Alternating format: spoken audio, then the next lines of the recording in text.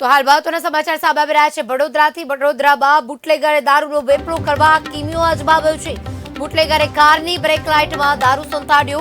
Vadodara PCB પોલીસે બાતમીના આધારે ઝડપી પાડ્યો છે। બ્રેક લાઇટમાં સંતાડેલ દારૂનો જથ્થો ઝડપી પાડવામાં આવ્યો છે। મોહનસિંહ શેખાવત કારમાંથી દારૂ ઝડપાયો છે। પોલીસે એકની અટકાયત કરી છે। એક શખ્સ વોન્ટેડ જાહેર કરાયો છે।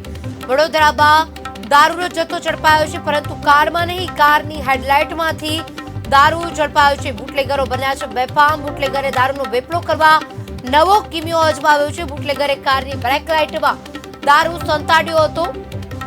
વડોદરા પીસીબી પોલીસે બાતમીના આધારે ઝડપી પાડ્યો છે। બ્રેક લાઇટમાં સંતાડેલ દારૂનો જથ્થો ઝડપી પડાયો છે। મોહનસિંહ શેખાવત કારમાંથી દારૂ ઝડપાયો છે।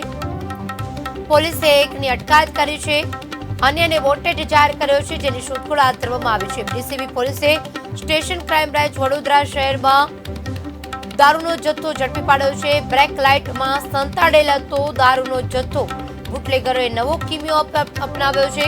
બુટલેગરો બેફામ બની રહ્યા છે, તો પોલીસે પણ સામે સાવચેતીના પગલા રૂપે બ્રેક લાઇટમાંથી દારૂ ઝડપી પાડ્યો છે।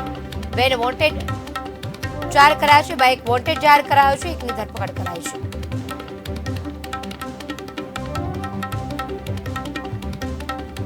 મહત્વનું છે કે વડોદરામાં દારૂનો જથ્થો ઝડપાયો છે। મોહનસિંહ શેખાવતે કારમાંથી દારૂ ઝડપ્યો છે, જેમાં વડોદરામાં બુટલેગરે દારૂનો વેપલો કરવા નવો કિમિયો અપનાવ્યો છે। આપ જોઈ રહ્યા છો કે જે રીતે કારના હેડલાઇટમાંથી દારૂ સંતાડવામાં આવ્યો હતો અને જેને પકડી પાડવામાં આવ્યો છે।